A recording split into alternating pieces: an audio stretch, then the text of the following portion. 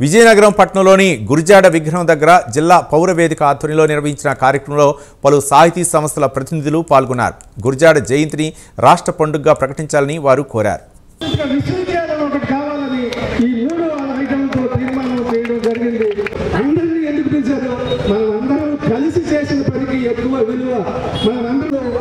అర్థం చేసుకోవచ్చు. నాకు ఇంకొక అభిప్రాయం లేదు. వాళ్ళ మీద వాళ్ళు తెలివి తక్కువ వాళ్ళు పైలేకపోతున్నారు.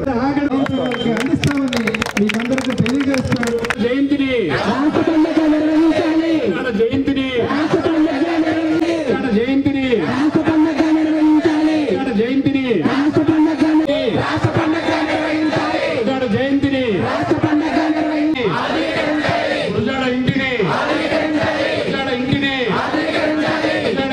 గురజాడ ఇంటిని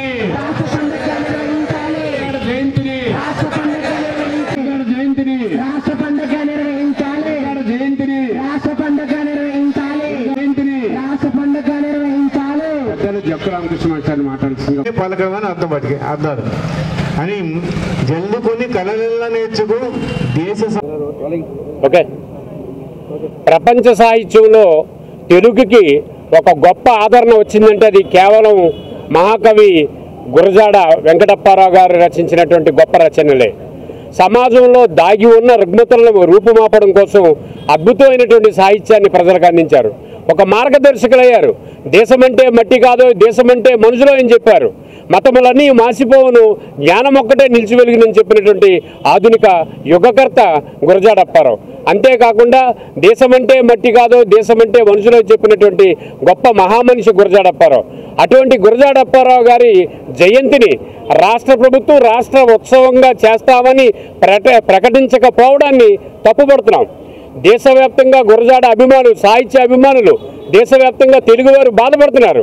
రాష్ట్ర ప్రభుత్వం జీవో నెంబర్ 689 10/4/2025 రిలీజ్ చేసింది. అందులో గురజాడ గారి పేరు లేదు. అది ఏప్రిల్ నెలలో ఇచ్చారు. ఈ రోజుకి వచ్చి కూడా ప్రభుత్వం ఏమీ స్పష్టమైన ప్రకటన చేయలేదు. అందుకని రేపటి నుంచి అసెంబ్లీ సమావేశాలు ప్రారంభమవుతున్నాయి. కాబట్టి గౌరవ ముఖ్యమంత్రి నారా చంద్రబాబు నాయుడు గారు, గౌరవ ఉప ముఖ్యమంత్రి పవన్ కళ్యాణ్ గారు వెంటనే శాసనసభలో ప్రకటించి రేపు ఆదివారం నాడు గురజాడ గారి 163వ జయంతిని రాష్ట్ర ప్రభుత్వం రాష్ట్ర పండగగా నిర్వహిస్తుందని చెప్తే రాష్ట్ర వ్యాప్తంగా గురజాడ అభిమానులు, సాహిత్య అభిమానులు, తెలుగు ప్రజలు ఆనందిస్తారని చెప్పి మేము ఒక శాంతియుత దీక్ష విజయనగరం జిల్లా పౌరవేదిక నుండి కలిసి వచ్చిన ప్రజా సంఘాలతో కలిపి గురజాడ విగ్రహం దగ్గర మేము కూర్చొని శాంతియుత దీక్షను చేస్తున్నాం. గౌరవ ముఖ్యమంత్రి గారు రేపు అసెంబ్లీ ప్రారంభం రోజున తొలి రోజునే ప్రకటన చేయాలని విజయనగరం జిల్లా పౌరవేదిక అధ్యక్షుడిగా కోరుకుంటున్నాను.